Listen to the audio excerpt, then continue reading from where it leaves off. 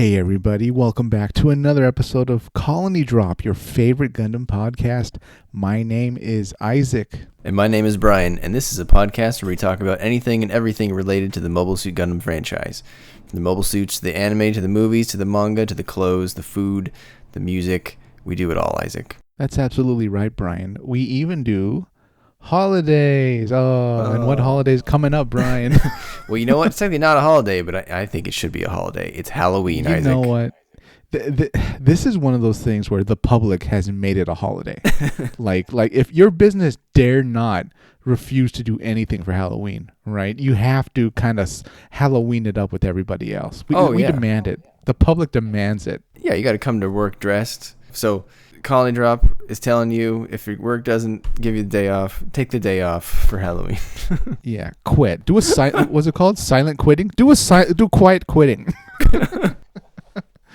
And go somewhere where they actually have like a Halloween party or a Halloween event. Yeah. Go somewhere where they have respectable customs at work. Exactly. And speaking of customs, Brian, what are we talking about today for our topic? Oh man, Isaac, we're coming up with Gundam Halloween specials. By that, at least this is what I imagined, Isaac. I thought of this with a few reference points. So one being the classic The Great Pumpkin with Charlie Brown. Okay. And then two, Marvel just released Werewolf by Night on Disney Plus, which is like just in time for Halloween. It's like this horror special. So sort of any sort of Halloween spin on Gundam that you could think of that would be a fun sort of one-off story.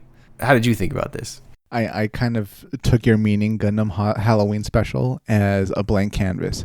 And, you know, at sunrise told sunset, which for listeners, if you forgot, it's our non-existent corporate entity here in, here in the United States that supports Gundam by creating concepts and ideas. They gave us a blank check and said, make a Gundam Halloween special. You guys over in America, you have some bizarre holiday called Halloween. What would a Halloween special be for Gundam? And so that was my blank canvas topic, and I went with it. Nice. There isn't really any holiday special for any holiday for Gundam. There's nothing for Christmas. There's nothing for New Year. Whatever. Maybe in Japan, in like some of their little early chibi stories, they had something, but or the SD stories, they had something. But no, for the most part, you just get shows, movies. That's it. That's right. So we're changing that today, folks. We are going to give you our version of Gundam Halloween specials. Yeah. So Isaac, I came up with two. One is a little bit more, like high budget OVA, and the other one is a little bit more SD style, like funny, haha. Wow. How many do you have, and where does yours rank in the content type scale? Okay. Mine's a bit of a mix, and let me explain. Are you familiar with Tales from the Crypt? I am, yeah. Okay. We're dating ourselves with some of our Zoomer listeners. But you know what? Whatever. All right. If you don't know, or if you have a vague memory, Tales from the Crypt was this short little horror series, and it was narrated by this character called the Crypt Keeper, who was kind of scary looking, sort of this rotting corpse, but he was pretty lighthearted. He was very comedic, and he always made a sarcastic remark about whatever horrible story he was telling to the audience. And these stories he would tell to the audience, they would be short stories that had horror elements like demons or monsters or the undead, whatever, that type of stuff. So I did it somewhat in the same vein, where the host is kind of more lovable chibi, even not narrating the story but introducing them, and then kind of closing out the story with a witty comment. But the stories themselves, they can be fairly horrifying. What was your approach, Brian? The first one, I tried to make it more like kid-friendly and like comedy-based, so kind of more the SD-style slapstick humor. Okay. And then the second one was more of like a legit full-budget film. I see. Okay, wow. This is a big Halloween special. Okay. Yeah. Well, Brian, I'm intrigued. Do you want to go first? Yeah, I'll do the funny one first, then I'll save the better one for last. Okay. All right. Okay. Funny it up. So I couldn't come up with a good title for this one, but right now I wrote down Trick or Treat, Smell My PTSD. Oh my God. So that's pretty good. I like that. So this is meant to be like shorts in between bigger Halloween stories, like as part of like a marathon. And so this is meant to be fun, but it's also to play with the tone a little bit, to be a little bit unnerving. And so the premise here, Isaac, is that some characters we know from the 1 Year War that are now older take their kids around trick-or-treating during a time of peace in the maybe like early UC 100 sometime. Oh, is this like in a colony or on Earth in a neighborhood? Or yeah, I was thinking maybe they would go trick-or-treating in like the rich part of Luna. Okay, all right. Okay, so I was thinking the ideal candidates are Kika and Let's, two of the white base kids. All right. Obviously not Cats, because spoilers, doesn't make it out as Zeta Gundam. But the other two, they're still alive. And so at this point, if we're talking like UC 100s, 110s, they'd be in their like 20s and 30s. So they would maybe start to having kids of their own. They're taking them around to trick or treat, Isaac. And the kids there's 3 kids, and they're dressed as the Gundam, the gun cannon, and the gun tank. And they go around to houses trick-or-treating, and throughout the course of the night, they run into occupants in the houses who are dressed up as 1 Year War villain suits, who the kids then have to, like, SD-style slapstick little kid fight to win/earn their candy from the house.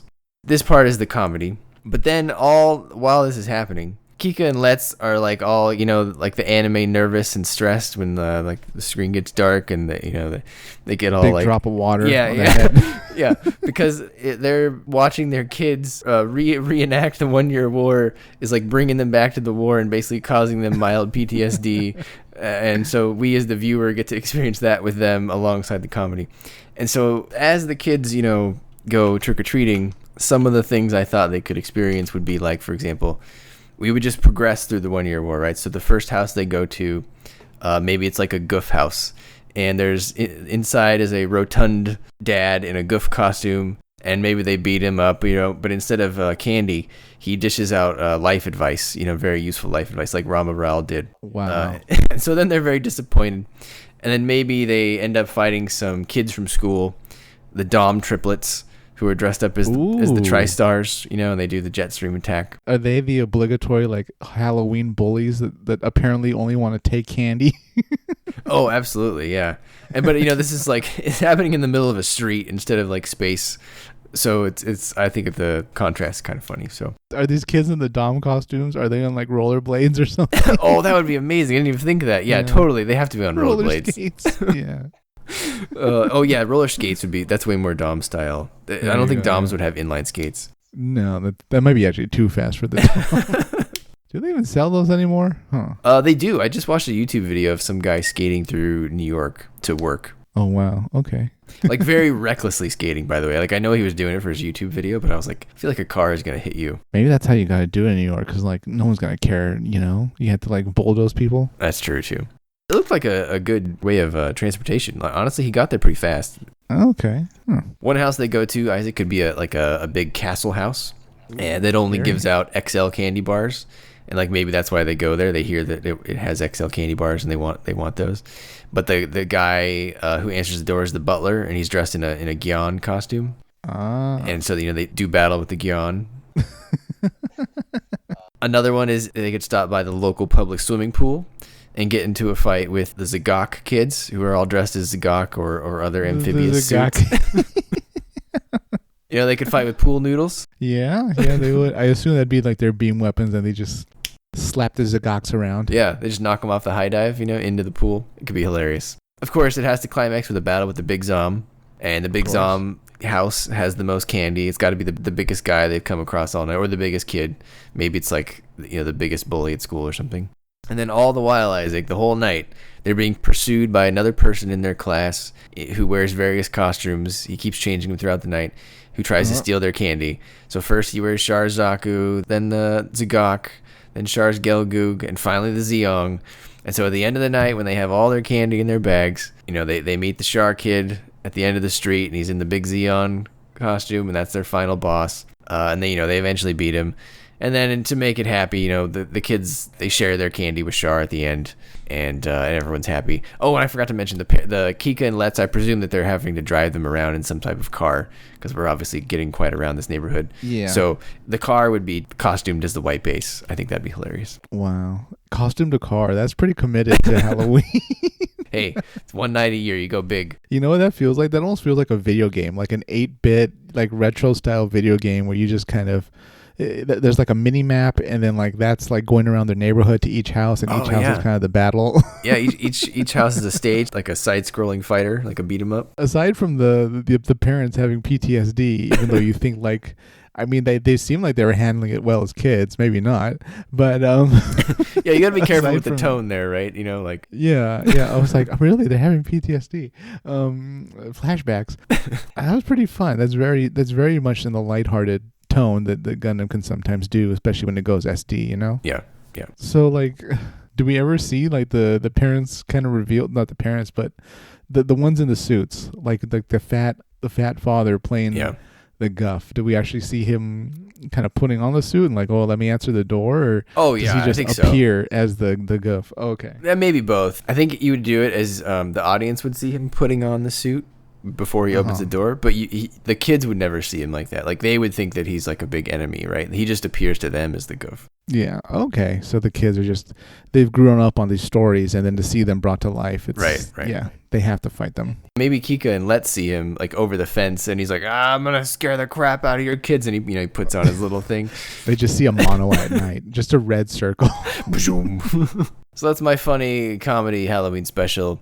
Listeners, let me know what you think. Am I way off base here? Or I agree. I think it could make a good video game. That didn't even cross my mind, but I would play it. That sounded almost like a great concept for like an RPG, right? Because it's your party, and then they're going location to location finding enemies. So yeah. I originally started out with like trying to do this with the Build Fighters cast, but or the Build Fighters TriCast, I guess, But then I didn't want to just turn it into like a Build Fighters thing. I wanted them to be in costume. So okay, I like it.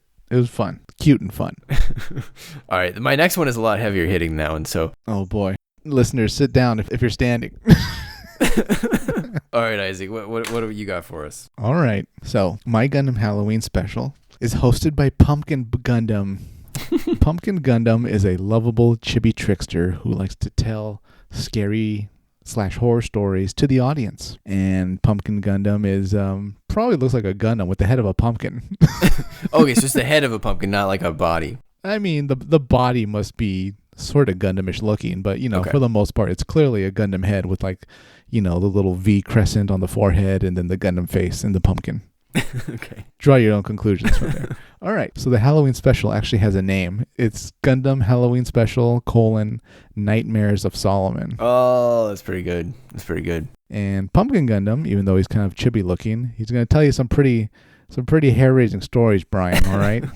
The first story is about the Battle of Solomon, but it's from the point of view of a pilot who was blinded by the solar system. Ooh. So he has to fly blind, and the only thing he can see are like the ghosts of the dead. Oh, Jesus. And he can hear the souls of the pilots who are still living, so he can like find them and try to kill them and fight them in combat. Man, that's terrifying. And it ends with the Pumpkin Gundam saying, "I guess some people can't see when they've lost."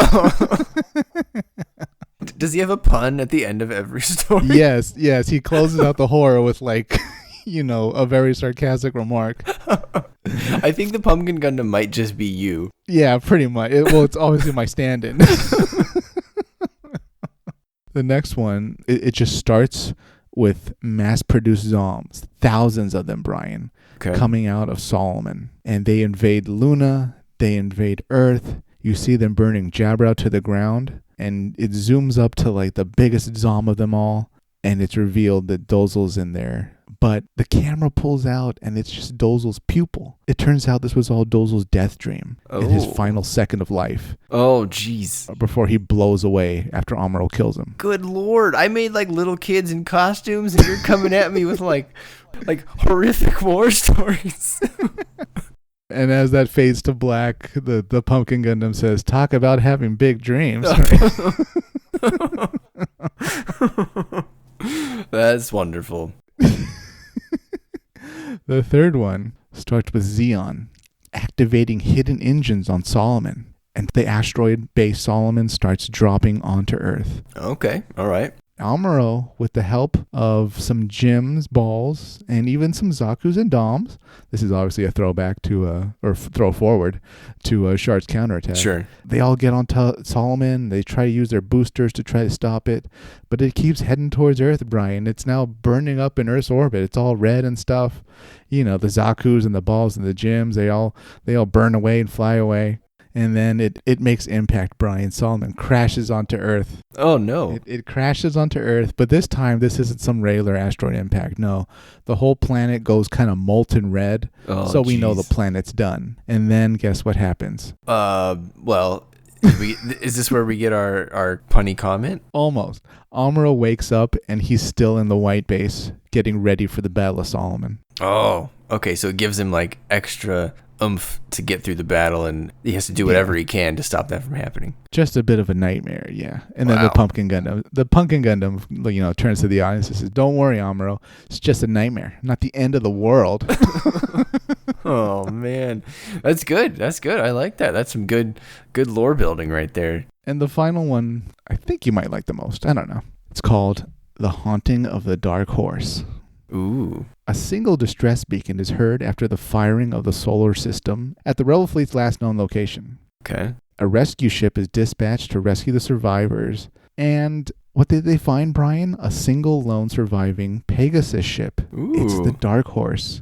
Now, it's a bit worse for the wear, right? It's a little crispy. The rescue team goes inside, Brian, and they're looking everywhere for survivors or really anything. Who set off the distress beacon? But what do they find? In the mobile suit bay of the Dark Horse, they find a prototype Gundam. They find the Terror Gundam. Ooh. They do a quick little analysis, right? Clearly this is from some secret intelligence Federation division that was transporting this with Rebel. Terror Gundam, some unknown prototype. And they do a little analysis in the computers, and it turns out, this must be some type of, advanced Gundam designed for intimidation and terror tactics against Zeon. Oh, jeez. Yeah, using some new technology called new type mind flayer or something. Okay. But slowly but surely, the rescue party begins losing members. Maybe some of them went to the engines and disappeared. Maybe some of them went to the bridge and disappeared. Maybe some of them went to the mess hall and disappeared. Maybe some of them checked for the life shuttles and they disappeared. So it's revealed what's taking them. What's going on, Brian? It's the crew that's been turned into zombies. Ooh. I was wondering when we would get to zombies. They're under the zombie mind control of the Terror Gundam. Oh, but do they look like stereotypical zombies, or are they just being mind controlled? I think they look like stereotypical zombies. All right. They're like half burnt, probably kind of rotted in there. Oh, jeez. Yeah. The Terror Gundam's activated this whole time. The cockpit's empty, but they can clearly see the computers and the lights are all on and stuff like that. So the survivors have to battle their way through the zombies, try to escape to their ship, but it becomes clear that they're being overwhelmed. They're not going to make it. So what do?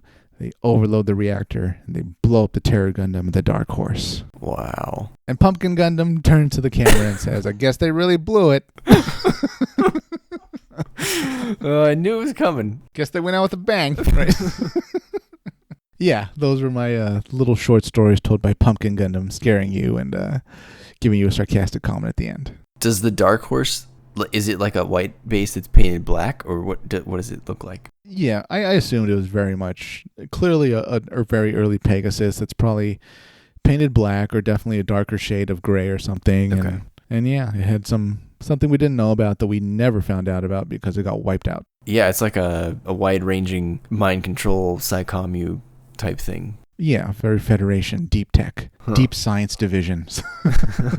What about the Terror Gundam? Does that look special in any way? Is it a Titans colored RX-78, or what does it look like? I don't want to say it was Titans colored, but it was probably more closer to the original Gundam, just much more intimidating looking and probably dark colored. Okay. You're right. The Tales of the Crypt Keeper, that guy, he freaked me out when I was little. I didn't like looking at him. I agree. He's hard to look at. I mean, you have to be kind of an adult to kind of understand his jokes, right? Right, so. Yes. And I think as an adult, he's not as scary. No. Yeah, but as a kid, it's pretty kind of terrifying. Yeah, not something I'd want to watch as a kid, and I guess I didn't. Although I watched the animated series, but that was so different. Yeah, that's not the same. Yeah, no. Well, listeners, if you don't remember Tales from the Crypt, go look up the Crypt Keeper. And does he look like corny now, or is it still a little terrifying? I wouldn't say it's still terrifying. It just kind of, it's a rubber kind of puppet thing. Well, back in the day, it was scary. Yeah, horror's changed so much from, our little rubber-faced monsters and stuff like that. Now everything's like kind of a CG sort of monster, creepy-looking thing. Yeah.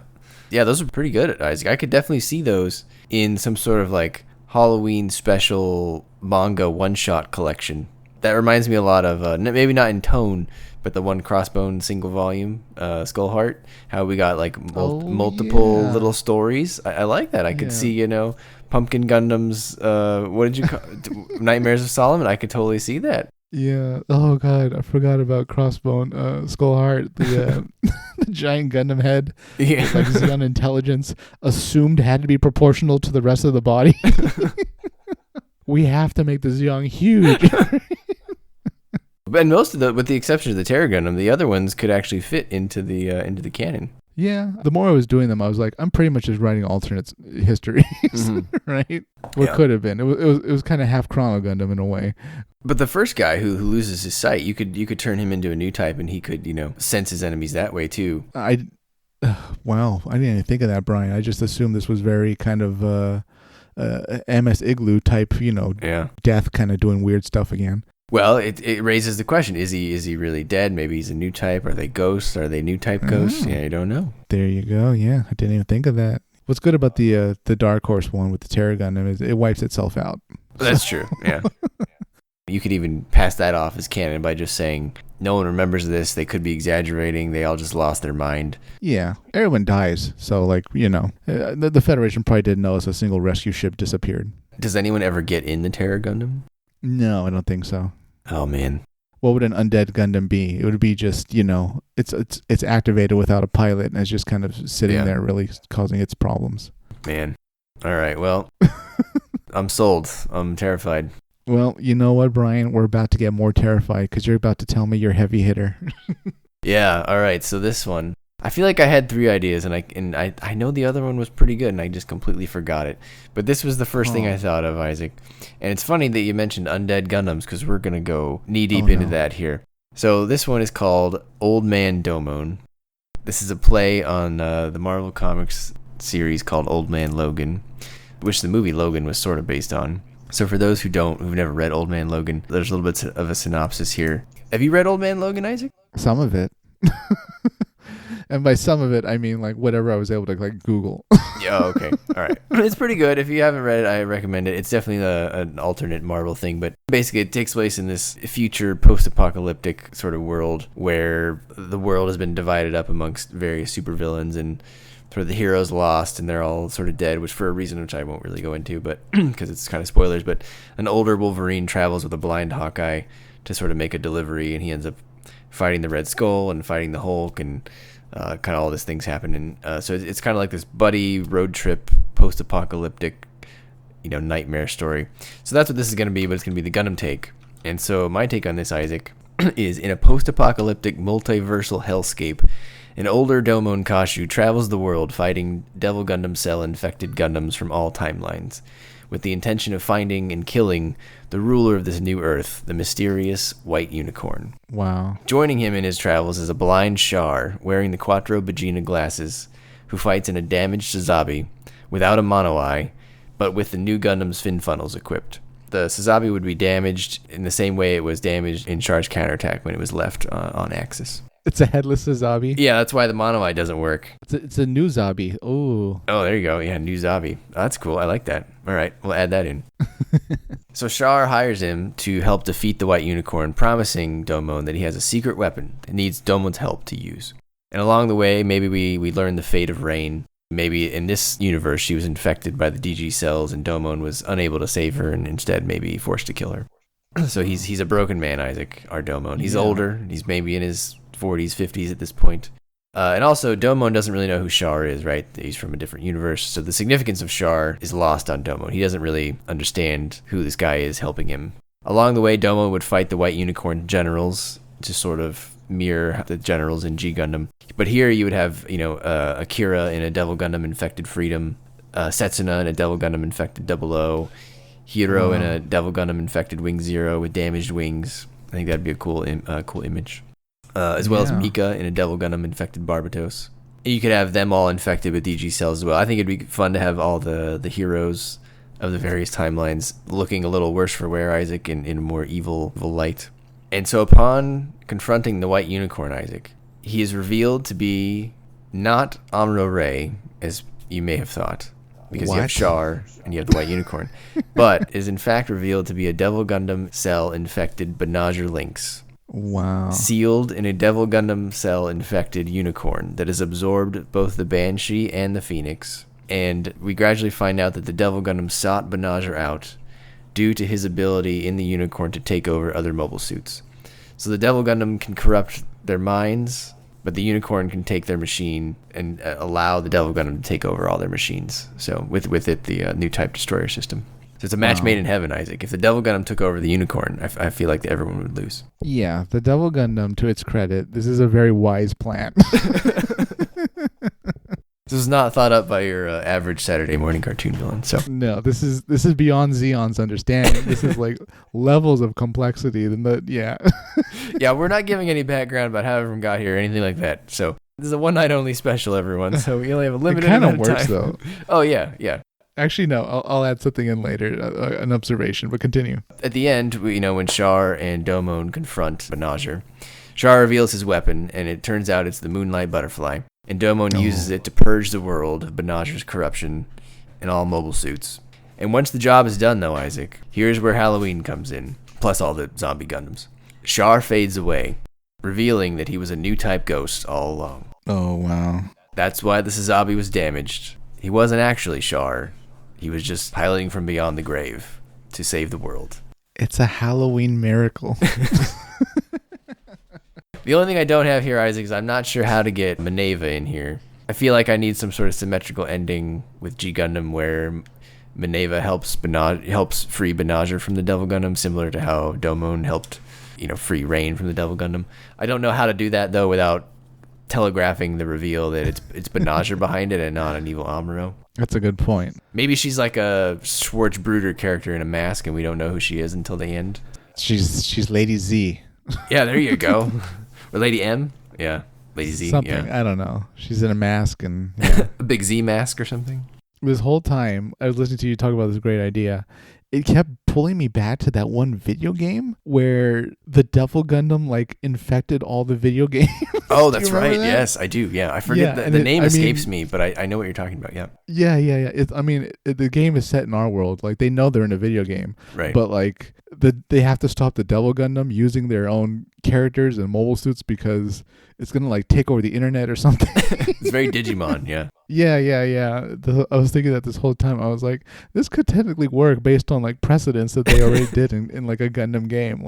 Everybody can meet. It just has to be under the setting of okay, we know we're in a game metaverse or something. Right. Yeah. We've been transported here by some otherworldly power. I think the Devil Gundam is a great Halloween vehicle. Yeah, I think it's the only. Well, because it's not even human, it's kind of the only supernatural kind of Gundam force. Yeah. You can lean into a lot of the Halloween imagery with it can corrupt those Gundams and give them. Remember in G Gundam how some of the evil Gundams, especially at the end, they had those wicked fangs look when they were super infected with the Devil Gundam cells. So I feel like you could go heavy on that horror imagery with that. Yeah, whenever a mole suit's infected, it can open its mouth and it's got cat fangs. Yeah. And then the people that were infected in this show reminded me a lot of the old X-Men storyline, the Phalanx Covenant. It's kind of like Marvel's version of the Borg, but they infect people with their Phalanx. They merge them into the Phalanx, hive mind or whatever, and they get all techno-organic looking with these little flakes all over themselves. It's very similar to the Devil Gundam cell imagery. I like it. And it gives us a cool chance to have characters side by side that have never been together because they're just in different universes, Yeah, and then it also gives you that chance to have Char be the hero. Man, he came back from the other side, Brian, using his new type soul to set things right. That's right, and I was even thinking of because he has the new Gundam fin funnels equipped, maybe at one point Char's not there, but the fin funnels are fighting on their own, implying that perhaps Amuro is helping out as well from beyond the grave. Is he gonna run into Haman from she's also out of step in this metaverse? She's like, what are you doing here? It's well, I'm here because my soul isn't weighed down by Earth's gravity. We got to get that line in there, right? When I was coming up with like who should be the generals, I was trying to only use people that survived, but then I couldn't resist having a zombie Barbatos. I thought that would look pretty cool. Yeah, it's because of it's so skeletal, right? It's like, right. Yeah, it has to work. Yeah, you put the Devil Gundam teeth on that, it would look right at home. It's literally named after a demon, so. F91 though, that wouldn't work. Yeah. Devil F91, no one wants to see that. I debated putting Seabook in there, but then I was like, nah, no one's even gonna know who Seabook is. Sorry, Seabook. Nobody wants to see Seabook, yeah. And then I couldn't do it to Tobia, Isaac. I didn't want to do that to our guy Tobia. No, Tobia here in happiness. Good for him.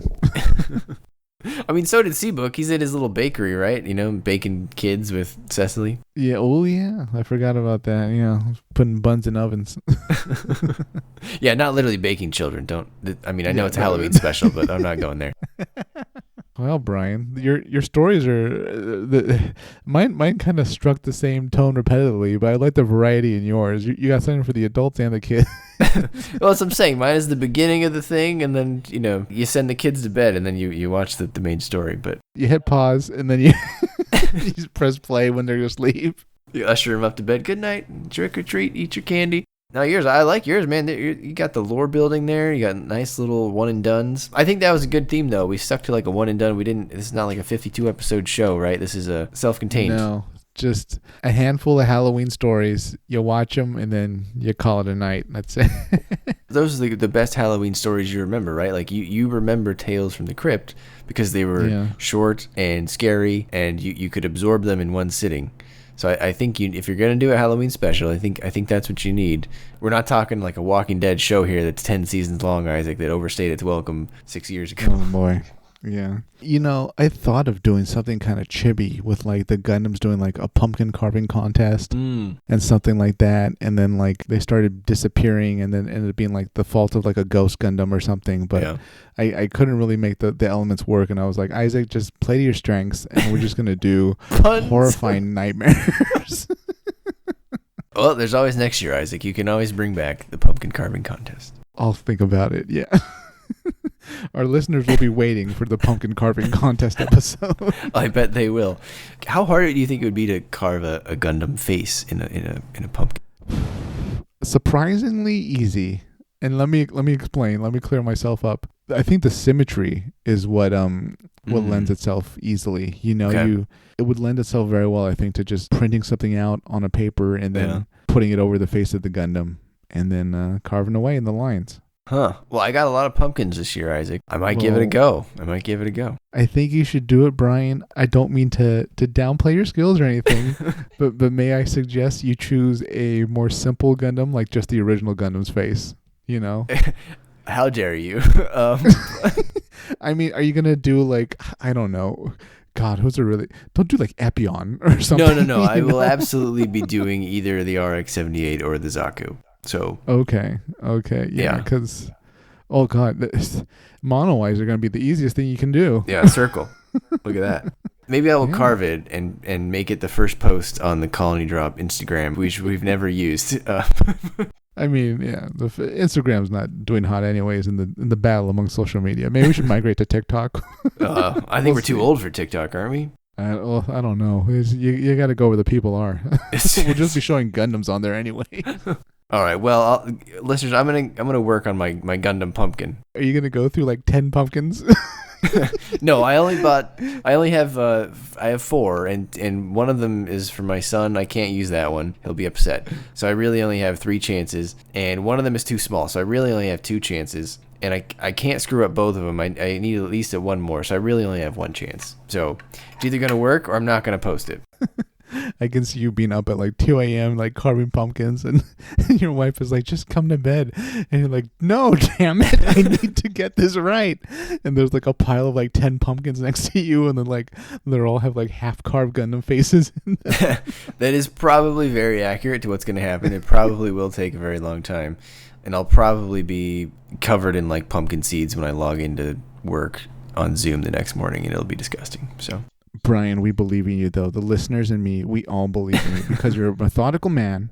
You're going to attack it with a strategy, and it's going to look great. We're going to see all these Gundam faces, and it's going to be great. Then I'll film my son going, what's that? And then it'll just pan over, and it's just this disaster. Yeah. Is that a skeleton? Skeleton face? Oh boy. Yeah, I think kids might look at it and think, oh, it's a skeleton. It's a Yeah. Could be.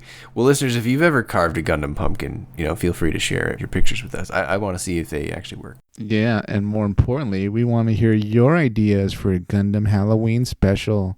What would it be? What would be the setting? Who would it involve? How would it play out? Let us know in the comments below. All right, Isaac, take us away. Listeners, happy Halloween. Be safe, trick or treat, and, take the day off from work. Colony Drop said it's okay. Yeah, there you go. That's all you got to tell them. All right, listeners, before you go sleep tonight, stand next to your bed. Get on your knees. Put your hands together. Look up at the ceiling and hail Halloween. Good night, everybody.